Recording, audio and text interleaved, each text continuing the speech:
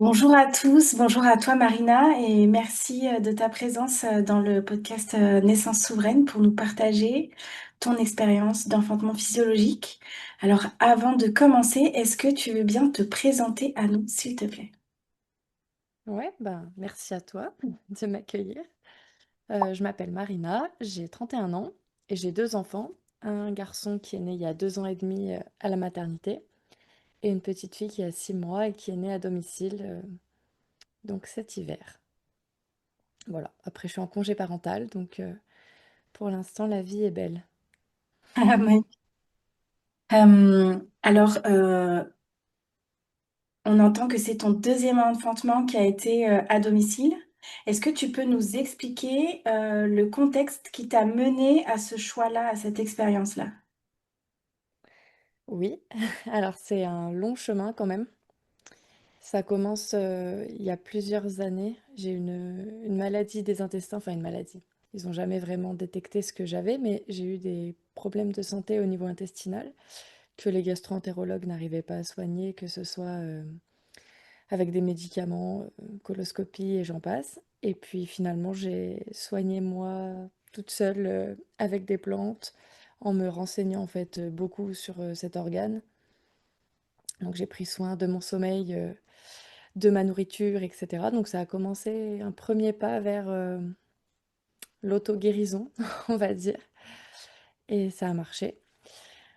Suite à ça, il y a eu le Covid, donc ça m'a pas trop, comment dire, réconciliée avec la médecine, vu que juste avant, ils avaient déjà pas bien réussi à me soigner. Et juste après Covid, ça n'a pas été une période qui m'a plu du tout, comme à beaucoup de gens.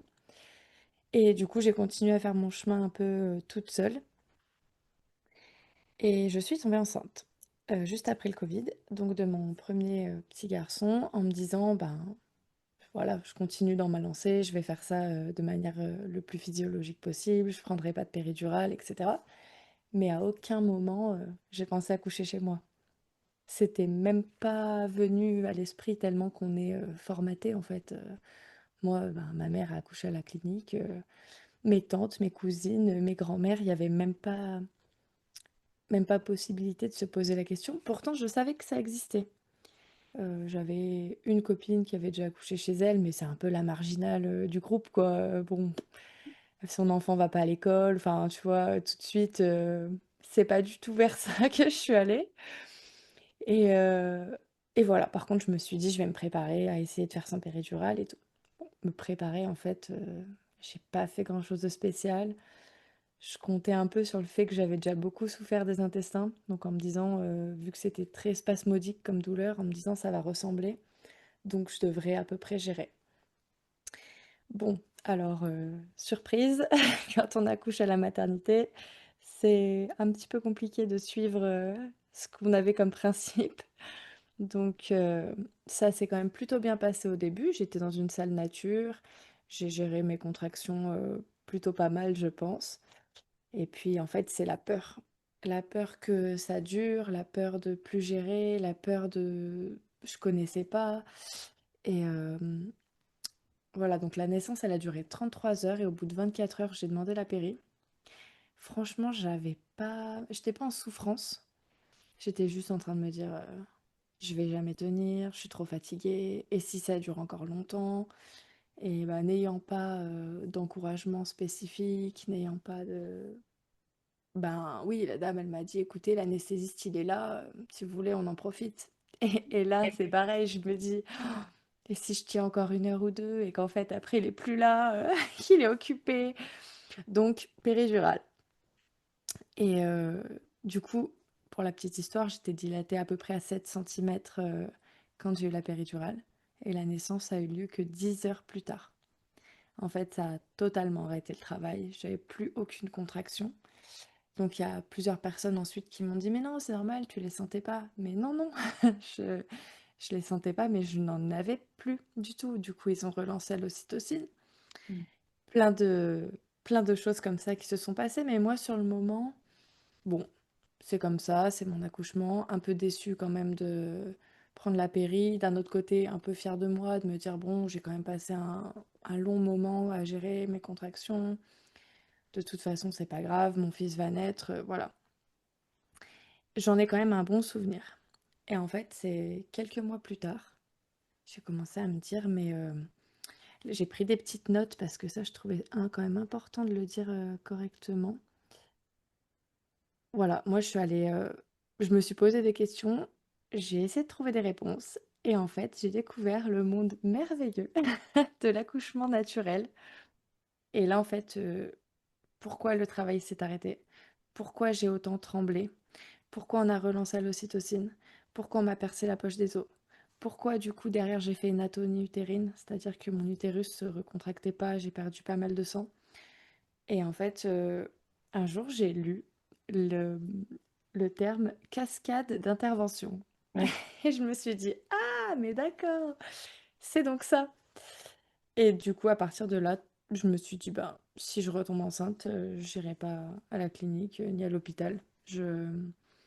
J'ai compris le pourquoi ça s'est passé comme ça. Je suis sortie de ma bulle, enfin un tas de choses qui m'ont sauté aux yeux tout d'un coup. Et je me suis dit, bah ok, prochaine fois on fera ça différemment.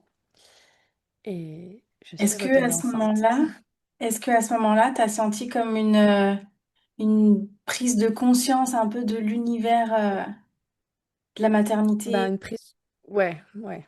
Franchement, bah une prise de conscience totale de. Maintenant, quand je parle à des personnes, enfin ma belle-sœur, elle est enceinte et j'essaye de parler un peu de tout ça avec elle. Et en fait, je vois que il y a des trucs, tant que tu les as pas vus ou vécus, ou je sais T'imagines? pas, qu'est-ce non, tu imagines pas.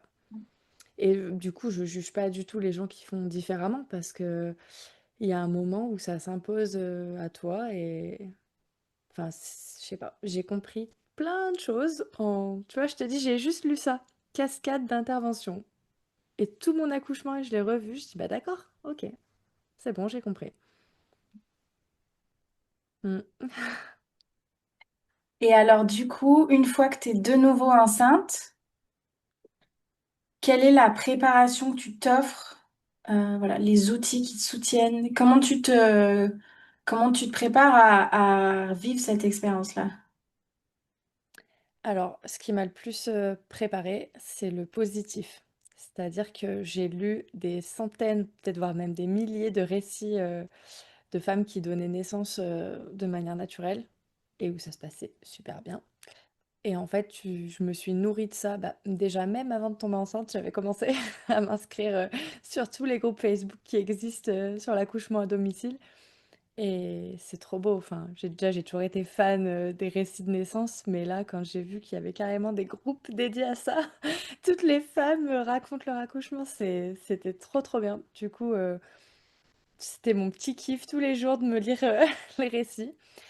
Et ça donne confiance en soi parce que on est toutes différentes. T'as des femmes qui avaient jamais accouché, t'as des femmes, c'était leur cinquième enfant, elles avaient jamais fait sans péridurale, t'as des femmes qui sont très très craintives à la douleur. Enfin, donc en fait, tu prends confiance en toi, tu te dis, bah, trop bien, elles l'ont toutes fait, elles sont toutes heureuses de l'avoir fait. Donc il n'y a aucune raison que pour moi ça marche pas. Donc ça, voilà, c'était ma petite base, mes groupes Facebook. Et puis après, j'ai lu quelques livres, en particulier celui de Florian Stoffer Obrecht, si je prononce bien son nom. Il s'appelle C'est mon accouchement, la couverture elle est rose. Ah, j'aurais dû le prendre, je te l'aurais montré. Et À enfin, je mettre en l'aurais lien. montré aux autres. Et en fait, il est parfait pour comprendre tout ce qui se passe dans le corps. Donc, alors elle parle pas de cascade d'intervention, mais de cascade hormonale. Et en fait, telle hormone entraîne une autre et telle autre entraîne celle-ci. Et c'est comme ça que ça se déclenche dans la nature. Il nous faut toutes ces hormones et de comprendre tout ce qui se passe dans le corps, dans le cerveau. Elle a même une part, un chapitre sur plutôt ce qui est spirituel, ce qui est... ben oui, il y a quand même des choses qu'on n'explique pas. Tu rentres dans une espèce de transe. C'est... Je sais même C'est un pas. rite de passage. Ouais, voilà. C'est un vrai. Quand on l'embrasse avec conscience, on peut passer à côté quand on n'a pas voilà, quand on va simplement enfanter à la maternité parce que toutes les femmes autour de nous ont fait comme ça et qu'on n'a pas conscience d'autre chose. On vit pas forcément ce portail. Mais quand on y apporte de la conscience, là, on peut ouvrir quelque chose de très grand et de très transformateur, ouais. Très bien dit. Et du coup, bah voilà, le livre de Floriane, il est merveilleux pour ça parce qu'il fait tout le panel de l'enfantement. Et d'ailleurs, elle n'est pas du tout, comment dire, une dure de il faut absolument accoucher chez soi, etc. Elle a quand même toujours un mot sur pourquoi le médical est intéressant et utile, dans quel cas, etc. Elle a d'ailleurs un petit chapitre sur les risques liés à un accouchement. Et je trouve que c'est quand même important de savoir aussi les risques qu'on prend en mettant au monde un enfant, qu'on le mette au monde à la maternité ou qu'on le mette au monde chez soi ou dans l'ascenseur ou dans la voiture.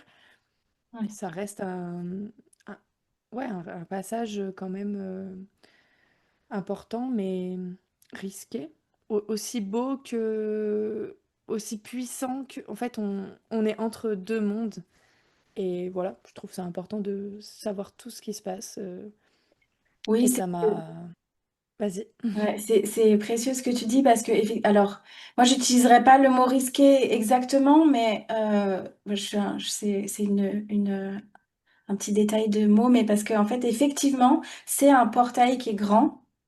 Et alors, c'est pas quelque chose qu'on va contrôler. On peut décider d'enfanter naturellement, physiologiquement et de tout mettre en œuvre pour ça, mais malgré tout, euh, il se passera ce qui doit se passer. Mm. Il se passera ce dont on a besoin pour, c'est ma perception, pour continuer d'évoluer, pour nettoyer ce qu'il y a à nettoyer. Et ça veut dire que, bah, par exemple, j'ai voilà, entendu parler de femmes qui avaient mis en place les choses pour un enfantement physiologique et qui, instinctivement, ne l'ont pas senti. Et il Mm. s'est avéré qu'il était nécessaire d'aller à la maternité. Et là, c'était pas pour, entre guillemets, un cordon autour du cou qui, en fait, n'empêche pas Oui. l'enfant de descendre. Mais c'est, par exemple, une éclampsie ou voilà, quelque chose voilà, qui nécessite une intervention, en fait. Et donc, ça demande une Ouais, présence, en fait, à soi. c'est clair. Mm. Je sais plus ce que je disais, mais très intéressant. Et ben, on était voilà, sur comment, est-ce qu'il Ah y oui, a sur ce d'autres... fameux livre. Oui, est-ce que, donc, Voilà. est-ce qu'il y a Donc, d'autres outils ou qui t'ont oui, soutenu? oui. Ouais. Oui, oui, oui. Bah, donc, en premier, je dirais ce livre-là. Ensuite, j'ai lu aussi celui de Hélène Goninet, qui est une sage-femme en Ardèche, qui a écrit un livre sur tous les récits de naissance qu'elle a pu vivre en tant que sage-femme à domicile, qui a fait ça pendant 30 ans, je crois. Donc, pareil, c'est super. Après, c'est même un peu différent. Moi, j'ai vraiment adoré parce qu'elle a commencé en 1993. Donc, c'est mon année de naissance. Et, euh, et on voit que c'était encore très différent par rapport à aujourd'hui. Mm. Donc, voilà, enfin, super intéressant. Encore des récits très positifs et beaucoup de joie et de bonheur à lire ça. Après, Michel Audin. Quelques petites vidéos YouTube, quelques petites interviews par-ci par-là de ce bon vieux monsieur très très intéressant. Et puis le film de Nina Nar, Faut pas pousser. Tout est dit dans le titre. Oui. Et en fait, bah, il y a vraiment le côté médical là-dessus qui ressort. Le Floriane, le livre C'est mon accouchement, c'est plutôt qu'est-ce qui va se passer en moi. Et Nina Nar, Faut pas pousser le film, c'est plutôt qu'est-ce qui va se passer si je vais à la maternité? Qu'est-ce qui se passe dans ces cliniques? Qu'est-ce qui se passe dans ces hôpitaux? Et c'est vraiment triste même pour le personnel soignant, hein. Enfin, c'est un autre débat, mais Mm. voilà. Donc ça, c'est vraiment des supports qui m'ont aidé, on va dire, sur la théorie. Et après, sur la pratique, même s'il n'y a rien à pratiquer enfin, avant le jour J, j'ai fait un atelier son et vibration avec ma sage-femme. Ouais. Et c'est vraiment super. Moi, ça m'avait déjà beaucoup aidé de faire des sons graves pour mon premier enfant. Et là, elle nous a... Alors, c'est vraiment tout bête, mais elle a pris des bols tibétains avec de l'eau dedans. Je sais pas si tu connais ce truc où quand tu tapes dessus, l'eau jaillit. Enfin, même pas, tu tapes pas, je dis n'importe quoi, tu fais le rond comme ça et puis ça fait un son et ça fait comme une fontaine. L'eau, elle jaillit du bol.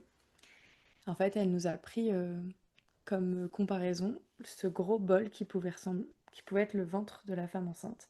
Toute cette eau qui serait le liquide amniotique. Et en fait, les moindres vibrations, bah, elles agissent à l'intérieur. Et bah, j'étais enceinte du coup quand j'ai fait ce cours-là. Et j'étais oh là là, ouais, quand je fais des sons ou quand je ressens de la musique ou autre, ça se répercute sur mon ventre, dans mon bébé. Et si on voit dans le bol l'eau qui jaillit comme ça avec les vibrations du son, bah ça fait pareil dans mon ventre, quoi. Ma fille, elle ressent plein de choses. Donc ça a été trop beau. Et du coup, je me suis vraiment aidée de ça. C'est, je pensais que c'était un peu un leurre, oui, faire des sons graves, mais non, c'est un peu de la cohérence cardiaque en fait. Moi, je sais pas respirer. J'arrive pas à, tu vois, faire inspirer, expirer, machin, j'ai vraiment du mal. Par contre, faire du bruit, bah ça m'aide beaucoup à souffler en fait. Ouais. Du coup, ça, très intéressant. Qu'est-ce que j'avais d'autre? Je vais voir si j'avais pas noté deux, trois trucs intéressants. Ah oui, ce genre de, ce genre de mantra un peu. Je me suis répété pendant des mois que j'avais trop de la chance. Trop de la chance d'être une femme, trop de la chance d'accoucher, que c'est trop trop bien de d'être une femme en fait. On est enceinte, enfin, on fait grandir un être humain dans notre corps. Après, on peut lui donner la vie. Il devient un être vivant sur Terre grâce à nous. On le nourrit grâce à notre corps. Enfin, tout est... Et du coup, vraiment de me répéter ce genre de truc, un accouchement, c'est... Enfin, faut pas que ce soit subi. Oui, ça fait mal. Oui, je vais pas te dire que c'est super agréable, mais c'est pas une souffrance. Il y a vraiment En tout cas, on peut passer en souffrance si on n'est pas préparé mentalement à se dire, ouais, mais c'est trop bien. Et il y a une phrase qui m'a beaucoup aidée, c'est de se dire que chaque contraction se rapproche de son bébé, en fait. Chaque contraction, elle est là pour que le bébé, il arrive et que enfin je le rencontre. Voilà, donc c'est vraiment des mantras ou des phrases ou je sais pas, des trucs comme ça que je me suis beaucoup répété et qui aident énormément. Ouais, j'adore. Donc, du coup, ce que je perçois, c'est que tu as préparé autant bah, ton mental pour, tu vois, obtenir de la connaissance à travers d'autres partages, des livres, des films. Et en même temps, j'ai l'impression que tu as travaillé ton émotionnel aussi avec ces mantras-là, avec, en fait, cultiver la joie finalement, cultiver la confiance. C'est... Qui n'empêche pas le stress, hein.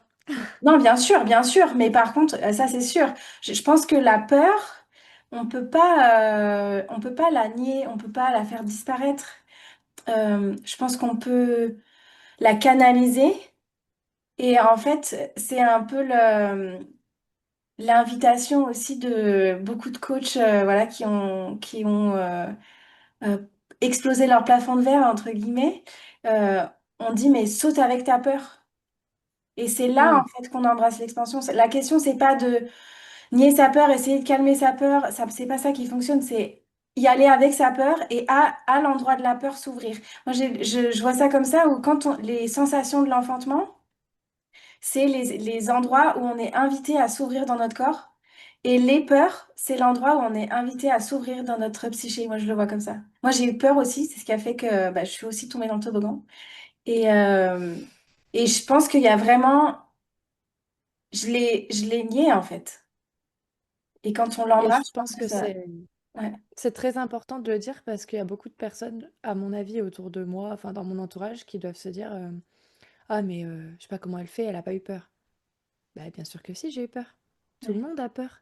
Mm. On va mettre un enfant au monde, il va sortir de nous. Bien sûr que ça nous stresse et que ça nous fait peur et je pense que même si on a 6 7 8 enfants, il y a toujours ce truc qui reste, c'est pas anodin quand même de faire ça. Et du coup, ouais, je pense il faut le dire quand même. Oui, j'ai fait ça, je l'ai préparé. J'ai pris un plaisir fou aussi à préparer mon petit nid, mon petit cocon, installer mes matelas. Tu vois, le dernier mois, j'ai fait mes petits tests. J'avais acheté un rideau de douche pour voir si ça allait pas tout tacher mes matelas. Enfin, en fait, tout ça, c'était du plaisir de se remplir d'ocytocine, en fait, le dernier mois de grossesse, c'est trop important. Oui, Mais ça n'empêche pas que j'avais toujours une petite appréhension, un petit stress, mais qui est tout à fait humain, normal.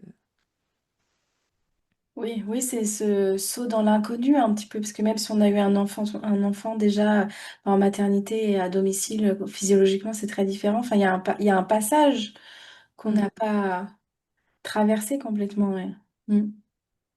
Alors, il y a une autre question que je voulais te poser. Tu m'avais partagé que tu avais fait des cours de préparation à la maternité pour ton premier. Oui. Comment tu vois la différence entre ta préparation que tu t'es offert toi-même et ces cours de préparation à la naissance? Est-ce que tu peux nous partager ton avis en fait? Comment ça t'a nourri ou pas? Alors, les cours de préparation à la naissance, c'était très bien. On a vu un bébé passer dans le bassin sur un squelette. On a fait deux, trois exercices de respiration. Mais en fait, t'es avec des femmes que tu connais pas, une sage-femme que tu connais à peine. Enfin, moi, je l'ai juste vue pour ces cours-là. Parce que pareil, j'étais pas au courant, mais j'ai eu un suivi gynéco en fait pour mon premier enfant. Donc la gynéco m'a dit il faut faire les cours de préparation. Bon bah du coup j'ai dû trouver une sage-femme juste pour faire ça. Et en fait j'avais aucun atome crochu avec cette dame. Bah, elle est pas méchante mais on n'avait rien à partager. Les femmes qui sont là, bah, je les connais pas non plus. Puis chacun est un peu intimidé dans son coin. C'est chacune notre premier enfant. Donc il y a les papas. Alors les hommes en plus, la plupart, ils sont quand même très timides, très... Oui, alors vous mettez comme ça, messieurs, vous massez le dos de votre femme. Bon, quand personne se connaît, que t'as jamais eu d'enfant et tout, c'est pas hyper... c'est pas assez individualisé. C'est pas... On m'a jamais fait un cours sur la gestion de la douleur. On ne m'a jamais dit que la péridurale pouvait faire trembler au point où j'ai tremblé moi. J'ai cru que je faisais un choc allergique. J'avais les genoux qui se frappaient les uns contre les autres. C'était horrible. En fait, c'est un peu du blabla, quoi. On nous a dit que... Après, peut-être c'est les cours que j'ai fait moi, hein. Il y a peut-être plein d'autres cours qui sont super. Ceux que j'ai fait moi, ils m'ont pas transcendé, franchement. Elle nous a dit, oui, le jour du terme, il faut venir. Après, il y aura un déclenchement, gna gna gna. Enfin, en fait, j'ai l'impression que c'est plus. En plus, j'avais pris une sage-femme qui travaillait dans la clinique où je suis allée. Donc, forcément, bah, elle, ses cours, c'était aussi nous montrer le protocole de la maternité. Bon, je regrette pas de les avoir faits. Sinon, j'aurais eu zéro connaissance, rien du tout. Donc, voilà. Mais rien à voir avec ce que j'ai fait moi derrière comme chemin. Ouais. Tu vois, les points d'acupression, je les ai appris le jour où j'ai accouché, en fait, avec mon fils. C'est la sage-femme, ce jour-là, quand je lui ai dit j'aimerais éviter la péridurale et tout, qui m'a montré des points d'acupression. Pourquoi on les a pas vus, c'est quand même dommage, c'est intéressant. Mon conjoint, il aurait pu me le faire pendant un moment. L'histoire des peignes dans les mains. Moi, j'ai vu ça que sur les groupes Facebook. Il n'y a jamais aucune sage-femme qui m'a parlé de ça, alors que ça peut être super intéressant.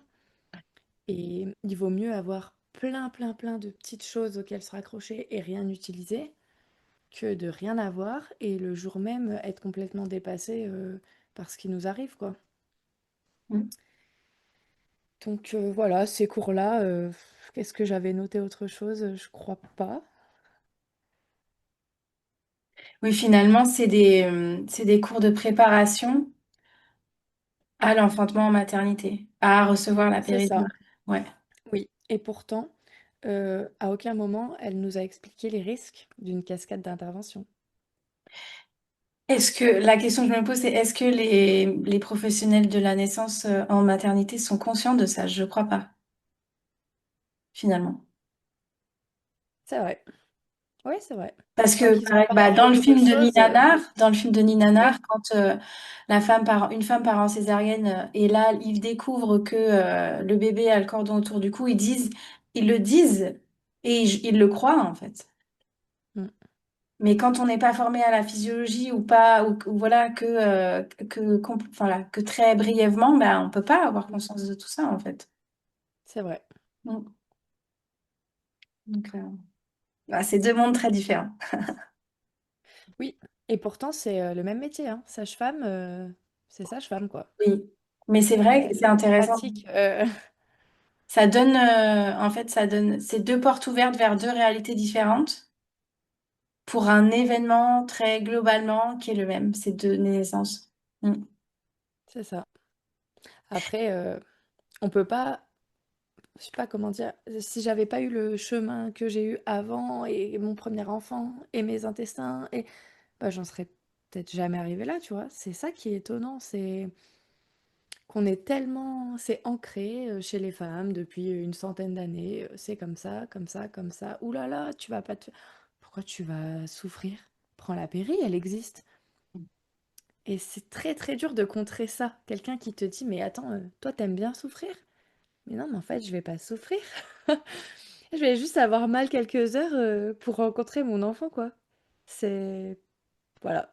Mais c'est vrai qu'il y a toute une déconstruction. Ce que les gens savent pas, c'est que en fait notre corps produit cette péridurale naturelle entre guillemets. C'est que dans le jeu des hormones, on a l'ocytocine qui va créer des contractions et des sensations qu'on peut appeler des douleurs. Mais si on s'ouvre complètement à ces sensations, c'est là que l'endorphine va pouvoir entrer en jeu, en fait. Et que du coup, on va changer d'état de conscience, en fait. Et donc, on va C'est pas ça. vivre les choses de la même façon. Ouais. Ouais.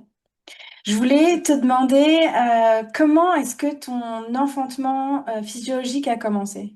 Est-ce que tu peux nous raconter ensuite le récit?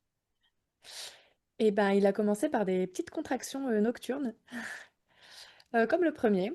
Vers 5h30 du matin, je me suis dit, bon là, c'est pas... J'avais des contractions depuis quelques temps, mais bon, elle, elle est un peu plus présente, quoi. Du coup, trop excitée, parce que je me dis, ah, si c'est aujourd'hui, je suis trop contente, donc impossible de dormir. Je me suis levée tout discret, je suis allée me prendre un bain. J'adore les bains. Moi, c'est je peux passer ma vie dans les bains chauds, même en plein été, donc là, c'était une bonne raison en plein hiver. J'ai allumé mes petites bougies, je me suis dit: «Oui, trop bien, ça y est, c'est aujourd'hui» et bon, je retourne me coucher, mais en fait, laisse tomber, je faisais que de me tourner, de me retourner et donc mon conjoint, il se réveille, il me dit: «Ouh là, comment ça se fait que tu dors pas?» Je me dis: «Bah, je pense que ça va arriver et tout» et du coup, en fait, on était trop contents. Il n'y a pas eu de... Tu vois, autant j'ai eu un peu peur, j'ai eu des doutes, j'ai eu des craintes pendant la grossesse, autant une fois que c'est parti, je me suis laissée... Franchement, j'ai pas eu peur du tout. Je pense que mon conjoint un peu plus, mais moi non, j'étais juste trop trop trop contente. Et du coup, il a emmené notre grand du coup à la nounou. On a demandé à la nounou si elle pouvait le garder un peu plus tard, si les grands-parents pouvaient venir le chercher et tout. On s'est dit si c'est aujourd'hui, il va falloir quand même qu'elle soit au courant que ça va se passer différemment. Donc on a d'abord géré la logistique. Voilà, nounou, mes parents, est-ce que vous pouvez aller chercher Andrea aujourd'hui? Ce genre de petites choses, lui préparer un sac pour la nuit s'il dort pas à la maison. Et puis une fois que ça c'était géré, mon conjoint il a plutôt géré sa partie travail parce qu'il est auto-entrepreneur, donc il pouvait pas non plus tout abandonner d'un coup. Du coup il m'a dit je dépose le petit chez la nounou, je passe au travail récupérer tout mon matos pour bosser de la maison parce que si jamais on est enfermé là quelques semaines, j'aurai de quoi travailler. Et il me dit est-ce que si tu me laisses le temps, je fais quelques courses. Alors moi je me suis dit il abuse un peu quand même. Le petit, ok, le boulot, ok, mais les courses, et en fait, il avait tout prévu. Il voulait m'acheter tous les petits trucs que je me suis privée pendant toute la grossesse, la charcuterie, le saumon, et tout ça. Et, euh, et du coup, voilà, donc il est parti. Moi, je suis restée tranquille, j'ai fait ma vie normale. J'ai étendu mon linge, j'ai vidé mon lave-vaisselle, j'ai rangé mon canapé, et puis j'ai appelé mes copines. Coucou les filles, je crois que c'est aujourd'hui. Enfin ouais, c'était petite mise en place doucement. Donc j'avais des contractions, mais tranquille quoi. Toutes les 10 minutes, je commençais un peu à souffler, mais ça va. Puis en fait, j'étais tellement contente, je crois que y a rien qui me dérangeait. Et puis à un moment, je l'appelle quand même, je lui dis: «Ouh, tu vas rentrer là?» parce que ça commence un peu à monter en intensité et il me dit: «Oui, oui, j'arrive, je suis en train de faire, 2-3 petites courses». Bon, je me dis: «Il y tenait», mais j'avais même pas pensé à mes petits cadeaux moi. Et puis il rentre à la maison et là, ça y est, on s'est mis tous les 2 dans notre petit truc, il est venu m'aider à étendre la lessive, puis on a parlé, parlé, parlé de ouais, de notre future vie à 4 et de tout ce qu'on a déjà vécu avec le premier. Et puis on est allé dans la douche, il m'a aspergé d'eau, enfin, c'était pépère. J'ai grignoté, j'ai été aux toilettes, tu vois, t'es chez toi, quoi. Et puis t'as pas la pression de quand est-ce qu'on part, est-ce qu'il faut partir, est-ce que... Non, on est là, on laisse faire la vie.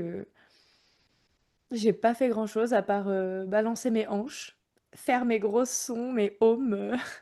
Parce que ouais, les ohms, ça m'a vraiment aidé, moi, ce genre de truc grave et soufflant, là. Et puis rester occupé, en fait. Rester occupé. Attends, est-ce qu'on a préparé ça pour le petit? Ah, tiens, est-ce que les derniers préparatifs pour la petite qui arrive, c'est bon? Alors, bien sûr, j'ai installé tout mon nid avec mes petits matelas, tout ce que j'avais préparé, mon ballon et tout. Ouais, on a dû faire 2-3 passages dans la douche. Je supportais pas du tout le bain, tu vois. Autant j'adore les bains, mais autant là, je me sentais coincée, prisonnière et pas du tout confortable. Autant la douche, super quoi. Je me mettais à genoux, il me foutait de l'eau bien chaude sur le dos, c'était un régal. Et bon, on a appelé la sage-femme une fois à 11 heures pour lui dire, bon ben, prépare-toi quand même à venir chez nous. Et elle nous a dit, bah, c'est vrai que je pense, je sais pas, peut-être que je me fais des idées, mais je pense quand même que je suis assez dure au mal. Et du coup, quand on l'a appelée à 11 heures, elle s'est rendue compte de rien, quoi. Elle me dit, oh, ça va, t'as une bonne voix. Je lui dis, oh, bah oui, oui, tranquille, je gère. Elle me dit, bah, dès que t'as l'impression que tu montes un petit escalier d'intensité, tu me rappelles. J'étais aussi focalisée sur le fait que mon premier accouchement avait duré plus de 30 heures. Donc je me disais, tranquille. Et en fait, à midi, on la rappelle, midi et quart exactement, et entre deux contractions. Et je lui dis, t'inquiète, entre deux contractions, je gère. Et elle me dit, ouais, est-ce que tu me laisses le temps de manger parce que mon repas sort du four ou est-ce que tu veux que je parte tout de suite? C'est à toi de me dire comment tu te sens. Je lui dis, ah non, non, il faut que tu prennes des forces, mange, préviens toutes tes patientes et tu prends la route tranquille. Alors elle me dit, ben, je serai là dans 1 heure et demie à peu près. Le temps que je mange, que j'annule tout, que je prenne la route, ça fait 1 heure et demie.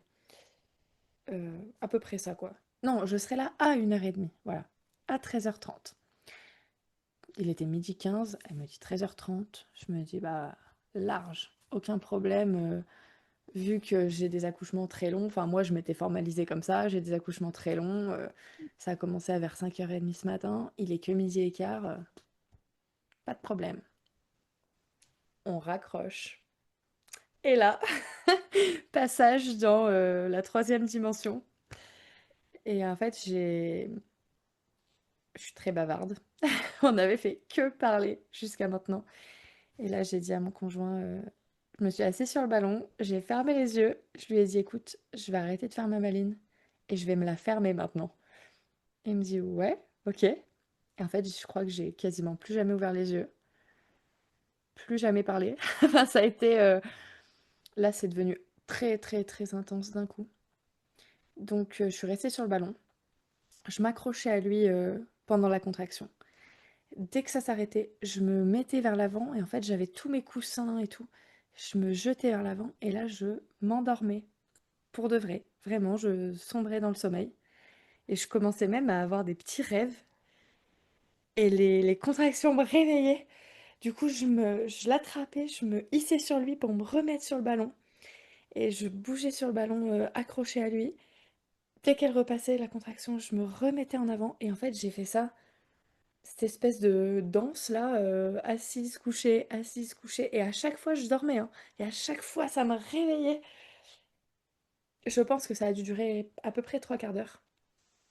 ou une petite heure, quelque chose comme ça, jusqu'au moment où la contraction est arrivée. Donc lui, il a commencé à vouloir m'aider à monter sur le ballon. Et non, non, non, j'ai plus bougé du tout. Je suis restée à genoux comme j'étais.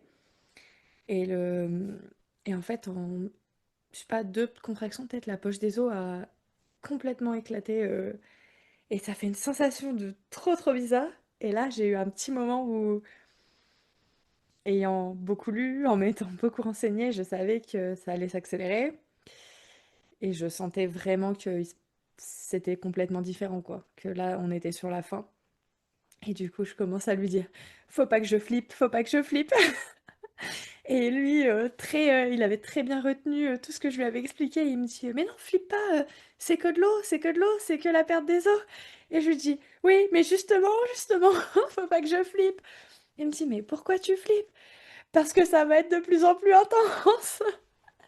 Et en fait, j'ai eu un petit moment de waouh. Alors là, ça y est, on arrive dans le vif du sujet. Et moi, je pensais même pas à la sage-femme, mais elle était pas encore là. Mm. Et, et ben, à peu près au même moment, je pense que j'ai dû avoir deux ou trois contractions comme ça qui ont vraiment vidé la poche des os, où j'ai pas pu bouger d'un centimètre. Là, j'étais clouée au sol. Là, ça sonne à l'interphone. Du coup, il y va. C'est la sage-femme qui était là, mais elle, croyant qu'en fait, j'étais encore tranquille dans ma petite première phase, elle lui dit, elles sont deux pour l'accouchement, et elle lui dit, ben, il y a la deuxième sage-femme qui arrive, je viens de la voir au téléphone, elle est à 2 minutes, du coup, je vais l'attendre pour qu'elle m'aide à monter tous les sacs. Et lui qui lui dit, non, non, non, tu l'attends pas, tu montes, tu montes. Et elle lui dit, mais ça va être compliqué de porter tous les sacs et tout. Et il lui dit, ben, j'arrive, je viens t'aider. Et en fait, moi, je prends conscience d'un coup que elle est en bas et lui veut descendre. Et ils veulent tous m'abandonner ici toute seule alors que je suis en train d'accoucher, quoi. Et du coup, j'ai gueulé, j'ai dit non, mais le plus gros non que j'ai sorti de ma vie. Et je pense que personne ne m'aurait désobéi à ce moment-là. Du coup, il lui dit, écoute, laisse les sacs dans la montée et tu montes et moi je descends. Et en fait, là, c'est trop bizarre parce qu'autant j'étais dans une espèce de transe. Franchement, je peux pas te dire aujourd'hui si j'avais mal, comment, à quel point. J'ai pas de souvenir de cette douleur. J'ai juste un souvenir que je suis hyper lucide. Je comprends tout, je vérifie tout. Pendant que qu'il se passe ce truc, je me lève et je dis à mon conjoint, je vais aux toilettes. Alors je lui ai dit un peu plus crûment que ça avec des mots et en gros, je vais à la selle, quoi. Et il me dit, non, non, non, mais tu fais quoi? Tu vas la sortir sur les toilettes? Je lui dis, non, là, je vais aux toilettes. Et en fait, pendant que ma sage-femme montait l'escalier, j'ai été faire mon petit caca, nickel, sur mes toilettes. Je me suis fait choper par une contraction d'une violence incroyable qui m'a couchée par terre à l'entrée des toilettes, sur le carrelage froid. Et là, je commençais à perdre du sang. Et en fait, tout dans ma tête, tout est clair. Je sais que là, ça y est, je me vide parce que elle va sortir. Je perds du sang parce que le col, ça y est, il est complètement ouvert. Et en fait, tout est. Je suis toute parfaitement consciente de tout ce qui se passe. Et je lui dis, aide-moi à retourner là-bas. Il faut pas que j'accouche sur le carrelage froid, ça va pas le faire. Du coup, il m'aide à revenir. Et en fait, j'ai à peine le temps de me remettre en position un peu confortable à genoux sur mes matelas que la sage-femme passe la porte et là je sens la tête quoi. Je sens que qu'elle monte, qu'elle descend, qu'elle essaye d'ouvrir le passage, qu'elle remonte, qu'elle ouvre le passage. Ma sage-femme, elle se met juste derrière moi. Et là, mon conjoint, franchement, il a dû mettre 15 secondes quoi pour faire les 4 étages. Il est descendu, remonté avec deux énormes sacs de matériel médical. En même pas 10 secondes, je l'ai revu à côté de moi. Et, et c'est tout. Ah oui, si, à ce moment-là, c'est vraiment le moment où j'ai... C'est peut-être là la phase de désespérance, enfin je sais pas, mais je lui ai dit, elle s'appelle Gisèle, ma sage-femme. Et je lui ai dit, Gisèle, sors là! J'ai hurlé. Et elle me dit tout doucement, toute calme, elle me dit, mais non, regarde tout ce que t'as fait. Tu m'as attendu en plus pour la sortir, c'est super. T'as parfaitement géré. Tu as le temps. Et en fait, le fait qu'elle me dise ça, parce que cette sensation de la tête qui ouvre le passage, c'est vraiment... tu sens que si tu pousses, elle sort. Que si tu fais rien, de toute façon, elle va finir par sortir. Et je me disais, est-ce que je dois pousser? Est-ce que je dois l'aider là? Ça y est, on y va. Et en fait, juste le fait qu'elle me dise, t'inquiète pas, tu as le temps. Prends ton temps, Marina. Respire et elle va sortir. Et ben, ça m'a fait redescendre un peu dans mon stress de, oh punaise, mais si je pousse, elle va tout me déchirer, tout m'ouvrir. J'ai juste, je sais pas, respiré 2 secondes. Et je me suis dit, bah, de toute façon, faut pas pousser. Donc, Exact. merci Ninana. J'ai revu. Alors, sur des groupes, il y avait des filles qui disaient, ouais, c'est intéressant de regarder des documentaires animaliers d'animaux, de mammifères, quoi, qui donnent naissance. Et j'ai revu, quelques jours avant, j'avais regardé une girafe en train de mettre bas. Et je me suis vue être la girafe, et en fait, la tête est sortie. Je sais pas si j'ai poussé ou pas, je pense que tout a poussé tout seul, c'était le moment. La tête est sortie. Et là, j'ai vu la girafe, quoi, avec la tête d'un côté et puis la tête du bébé de l'autre. Et je me suis dit, oh là là, je suis un mammifère de ouf, quoi. Alors, ça prend quelques secondes, hein, mais j'ai eu le temps de me dire plein de trucs. Et là, j'ai juste hurlé à mon conjoint, je lui ai dit, câlin! Il était devant, il commence à me prendre les épaules comme ça. Et en fait, ça n'avait aucun intérêt, mais je voulais juste de l'affection, quoi, de me sentir qu'on était ensemble. Et la deuxième sage-femme a passé la porte parce que mon conjoint avait eu la très bonne idée de tout laisser ouvert. Donc elle a pu monter, rentrer. Elle a passé la porte et à ce moment-là, le corps est arrivé. Je sais même pas s'il y a eu une poussée, s'il y a eu une contraction, j'en sais rien. Tout est arrivé d'un coup. Et du coup, ma sage-femme l'a récupéré entre mes jambes. Elle l'a juste amorti l'atterrissage parce que moi j'étais sur les genoux et mes mains étaient appuyées au canapé. Donc j'ai pas du tout fait l'effort de récupérer ma fille. Du tout, du tout. J'étais trop bah, surprise, je sais pas, dans ce tourbillon de folie là. Donc je la vois, je vois qu'elle bouge. Et je me dis, bah, je vais la récupérer en fait.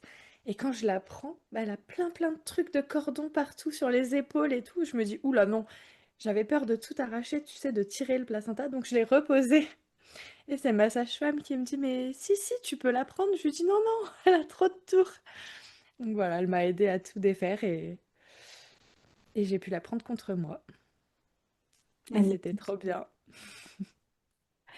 J'adore, c'est hyper intéressant cette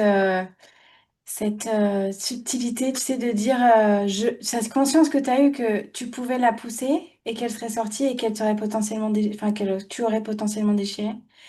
Et cette invitation à juste laisser la vie se Mm, produire à son rythme. Et c'est voilà, trop. c'est super beau que tu vois, t'apportes ici cette hyper conscience précise de ce qui s'est passé à l'intérieur de toi. J'adore. Et c'est vrai que ça, bah, pour mon premier accouchement, sous péridurale, allez-y, madame, poussez plus fort. Enfin, en fait, tu ne vis pas du tout, du tout, du tout la même chose quand tu n'as pas ça, quoi. C'est incroyable. C'est deux accouchements différents. C'est pas la même chose. Ah, truc de fou. Truc de fou. Qu'est-ce qui, dans cette expérience, qu'est-ce qui t'a permis de la rendre possible? Qu'est-ce qui t'a permis de la vivre comme ça? C'est quoi les clés indispensables pour toi? Euh, alors, indispensable d'être raccord avec mon conjoint. Que ça se prépare. Alors, c'est moi qui l'ai préparé. Il n'est pas du genre à se regarder des émissions, à se taper des bouquins de physiologie de la naissance. Voilà. Par contre, il a toujours été à l'écoute quand je l'en ai parlé. Il a compris mes arguments. Et puis, il est venu rencontrer les sages-femmes. Et il y a un moment où lui aussi, il a compris l'importance de le faire comme ça. Donc, ça, c'est vraiment la clé d'être raccord. S'il m'avait dit non, je veux pas, j'ai trop peur, ou on l'aurait pas fait. Je pense que d'avoir quelqu'un à la maison à côté de soi qui est... Enfin, c'est... Moi, personnellement, je l'aurais pas fait comme ça. Donc c'est la première chose. Que du coup, la présence, d'accord avec mon conjoint et le positif, je pense. Vraiment, alors oui, je suis en train d'y penser en même temps. Le positif, oui, le fait de rester dans cette bulle, de joie, d'amour, c'est un acte d'amour, hein, on a fait un enfant, on lui a donné la vie, enfin c'est l'amour. Et quand même, le fait de d'avoir déjà eu un enfant, c'est vrai que psychologiquement, peut-être pas sur tout le monde, moi, ça m'a aidé de me dire: «Je l'ai déjà fait». Mon corps a déjà sorti un enfant par là, donc c'est possible, même si on dirait que non. Si, si, c'est possible. Donc voilà, quand même, ça a été d'une grande aide. C'est vraiment ouais, l'amour, la joie, c'est ce qui m'a aidé le plus, à mon avis. Et le fait d'être... personne m'a forcé à faire ça. Et personne m'a dégoûté de le faire. Parce que j'ai fui les personnes qui étaient contre. Donc voilà, j'avais la conviction que ce que je faisais, c'était bien, c'était juste et c'était ce qu'il fallait faire. Comment ça t'a... Est-ce qu'il y a un avant et il y a un après dans ta Oui, façon, ouais, d'être? ouais, bah, je suis fière de moi quand même. Fière de l'histoire, fière de ma fille. Franchement, trop, trop fière d'elle. Parce que bah, le bébé aussi, il fait son taf pour en arriver là. Donc, trop contente de me dire, elle est encore toute petite et on fait déjà une trop bonne équipe. Trop fière de mon conjoint. Parce que quand même, pour les hommes, c'est pas anodin non plus de voir sa femme comme ça. Et bah, jusqu'au bout, tu vois, il a géré, il a été là, il a pas stressé alors qu'il y avait pas de sage-femme. Tu vois, c'était... Enfin, il a dû stresser, mais en tout cas, il l'a pas montré, il me l'a pas dit. Il a été à mes ordres toute la journée. Éteins la lumière, ferme les volets, mets-moi de la musique. Non, éteins, ça me fait mal aux oreilles. Enfin, c'est... ça nous a renforcé aussi, je pense, de se dire on a vécu cette expérience à deux. On a eu besoin de quasiment personne, parce que bon, elle est arrivée, à part pour l'atterrissage, c'est, ça donne confiance en nous et en la vie. Franchement, il y a beaucoup de femmes qui me disent, enfin beaucoup, plusieurs femmes que je connais qui ont accouché à domicile, qui me disent: «Ah ouais, t'as vu, après on se sent des superwoman, trop puissantes et tout». Je me sens pas du tout trop puissante, je me sens juste à ma place de mammifère. C'est bon. Voilà, je suis un être vivant, comme un chat, comme une vache, comme n'importe quelle chèvre ou girafe, qui, en fait, dans la nature, tous les jours, les, les femelles donnent naissance, quoi, et elles en font pas tout un plat, elles vont pas je sais pas où, à l'hôpital, ou... Enfin, c'est un acte naturel et physiologique, c'est tout. Ça m'a vraiment... J'avais pris conscience de ça quand, au début, comme je t'ai raconté au début, mais le fait de le vivre, eh ben, ça m'a convaincue. Ok, c'est pas des blagues, c'est pas des illuminés, c'est pas des marginaux qui font ça. Enfin, tu vois, moi, j'ai une vie classique, j'ai un travail, j'ai une famille normale, j'habite en appartement dans une petite banlieue. Je suis pas, tu sais, les gens ils voient tout de suite. Ouais, la va-nu-pied qui vit au fin fond de la campagne, qui élève ses enfants avec les chèvres et tout. Ouais, ça peut me faire rêver hein, comme truc, mais c'est pas ma vie. J'ai une vie classique. Ça demande pas d'être je ne sais quoi, je ne sais qui. Ça demande rien en fait. Ça demande juste on est des mammifères, c'est tout quoi. Donc Est-ce ouais, que, ça m'a... est-ce que tu sens que ça t'a permis une reconnexion complète avec ton corps, une confiance dans ton corps? Alors, euh, oui et non. Il y a un oui, de par cet accouchement parfait, il était merveilleux, encore meilleur que dans mes rêves. Et il y a un juste après, mais ça, du coup, il nous faudra une deuxième émission. Ah, Parce ok. que j'ai eu des grosses complications 10 jours après la naissance, j'ai eu des très grosses complications du postpartum. Et du coup, là, ça m'a vraiment fait redescendre très, très violemment la confiance en mon corps. Et je me disais, quel traître, qu'est-ce qu'il me fait? Mm. Aujourd'hui, c'est bon, ça fait 6 mois, je suis guérie, tout va bien. Mais, euh, mais du coup, je garde un peu ce goût amer. J'ai quand même, je suis passée quand même pas loin de passer l'arme à gauche. Donc, c'est hyper triste parce qu'aujourd'hui, quand on me parle de ma fille, de l'accouchement et tout, ben très vite, je vais parler de ce qui s'est passé après, de toutes les difficultés que j'ai eues, alors qu'en fait, là, ça m'a fait trop du bien, notre petite discussion, parce que je me suis replongée dans, ouais, en fait, ce qui était vraiment, bah, à la base, c'était merveilleux, c'est tout. Après le reste, ça peut arriver, Et aujourd'hui, je sens que je commence à guérir psychologiquement parce que, tu vois, dernièrement, le week-end dernier, on m'a... j'ai parlé avec des femmes d'accouchement et j'ai réussi à ne pas parler de ce qui s'est passé derrière et juste de ce merveilleux moment que j'ai vécu Ouais, et qui m'a, oui, donné confiance en mon corps. Je pense qu'il faut... C'est quand même important d'avoir déjà confiance en son corps.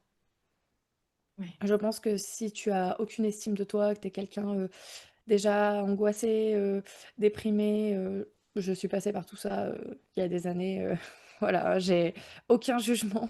Chacun, fait comme il peut à son rythme, mais j'avais déjà guéri de la dépression, j'ai fait du sport, pendant longtemps, j'avais déjà un peu ce truc de me dire, et puis cette guérison de mes intestins aussi, voilà, de me dire: «Oui, je suis capable en fait, c'est mon corps, je le connais». Qui le connaît mieux que moi? Personne, personne. Ni les médecins, ni les sages-femmes. C'est moi qui connais mon corps, qui l'écoute, qui en prend soin tous les jours parce que enfin, l'un ne va pas sans l'autre. Moi, dans ma vie, c'est un cheminement global. J'essaye de manger correctement, j'ai arrêté de fumer. Enfin, il y a tout un... Donc, faut quand même avoir un minimum de confiance en soi et en son corps. Je pense que ça doit être beaucoup plus difficile pour quelqu'un qui ne s'aime pas, qui a beaucoup de difficultés dans la vie. Enfin, je dis pas que c'est impossible, hein. On reste des mammifères, on se met à quatre pattes et on accouche, mais elles ne vont pas le vivre pareil, je pense. ouais. Mais je pense que effectivement, quand on n'a pas ce début de connexion avec soi-même qui soit voilà, apaisé, en tout cas en partie, je pense qu'on se dirige pas vers l'enfantement Mm. naturel. Je pense effectivement, C'est bah clair. voilà, et c'est hyper juste de l'énoncer aussi parce qu'effectivement, euh, on, on fait tout avec qui on est aujourd'hui et comme c'est le plus juste pour nous de le faire, que ce soit d'enfanter Oui. physiologiquement ou d'enfanter à la maternité avec péridurale. Et il y a plein de femmes voilà, qui, elles, se sentent pas prêtes à enfanter physiologiquement. Et effectivement, ce serait plutôt peut-être potentiellement traumatisant pour elles de Ah s'embarquer, oui, se forcer dans l'aventure, plutôt que de faire comme elles le sentent là aujourd'hui. Ouais. c'est clair. Il faut Mm. vraiment s'écouter, chacun se connaît et va Ouais. faire ce qui est bon pour lui, pour elle. Mm. Qu'est-ce que tu as envie de partager aux femmes, aux parents, aux couples qui ont ce rêve d'enfanter physiologiquement? Eh ben allez-y, c'est la meilleure chose du monde. Allez-y à fond, avec beaucoup, beaucoup d'amour et de solidarité, il faut être une équipe. Et c'est vraiment un conseil que je recommande à tout le monde, c'est de fuir les détracteurs. Parce que moi, je pense que d'être nourrie de positif, ça m'a vraiment aidée. Si je m'étais mise à écouter le voisin de mon frère, le père de machin, la collègue de boulot de trucs, ouais, mettre en compte les accouchements, je connais quelqu'un, dire ce truc, et l'autre, elle a fait une hémorragie, et le bébé, il arrivait pas. Non, stop. Ne vous nourrissez pas de ça parce que vous allez rentrer dans des discussions sans fin, des personnes qui en plus sont pas du tout ni formées, ni informées, ni éduquées à ça du tout. Donc c'est parler dans le vide. Faut juste dire, moi, souvent, quand je voulais pas mentir, je suis pas du tout menteuse. Donc, quand on m'a demandé plusieurs fois, au début, je voulais pas trop en parler à mes parents parce que j'avais très peur de la réaction. Donc, avant qu'ils soient au courant, parfois devant eux, quelqu'un me demandait: «Ah, du coup, t'es inscrite à telle maternité?» Et du coup, je disais: «Oui, je suis inscrite». Parce qu'en effet, j'étais inscrite, au cas où, il faut toujours être inscrite. Ou alors quand on me disait, «Tu vas accoucher, à, machin», et je disais: «Ah bah ça, tu sais, on sait jamais où on accouche, hein». Et bah ouais, en fait, il y a des femmes qui accouchent dans la voiture, quoi, donc comment tu veux que moi je sache où je vais accoucher?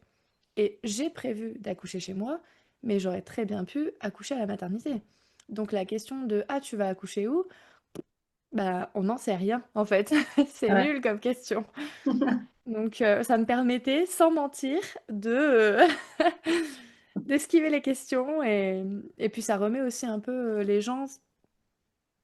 Oui, en effet, souvent ils te disent: «Ah bah oui, c'est vrai, ah oui, tu sais que la femme de mon collègue, elle a couché dans sa douche, sans faire exprès?» Bah ouais, en fait, vous voyez que donc voilà, premier conseil, n'écoutez, que les gens qui sont d'accord avec vous. Ça va vous faire du bien. Même si dans la vie de tous les jours, c'est bien de se confronter aux autres opinions, pour ce sujet-là, pendant que tu es enceinte en plus et que tu prépares ton truc, non, tu t'en passes. Ouais, c'est un vrai positionnement de mindset en fait. Quand Ouais, et je pense, c'est d'autant plus important que c'est pas un rêve qui est commun aujourd'hui. Quand on a un rêve qui sort de l'ordinaire, quand on va rassembler un petit peu sa communauté autour de soi, qui va nous rendre possible en fait, qui va un monde dans lequel on va se dire mais en fait je suis pas la folle du groupe quoi. ouais, En fait, je suis parmi des personnes qui y croient, c'est carrément possible. Et ça nourrit notre foi de créer cette réalité.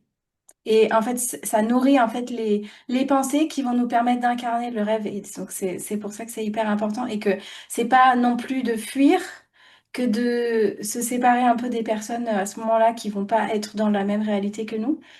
Mais c'est clair. ouais, c'est important pour ça. Ouais. Merci infiniment pour ton partage, Marina. C'est hyper précieux. On a énoncé Merci à toi, Audrey. avec grand plaisir, on a énoncé plein d'outils. Donc, on va pouvoir les mettre en lien que les personnes puissent voir de quoi on parlait.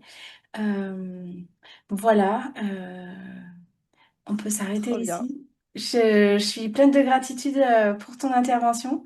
Merci beaucoup. Et, euh, Merci. et puis, et ben, à bientôt dans le prochain épisode de Naissance Souveraine. Ciao, ciao. Salut.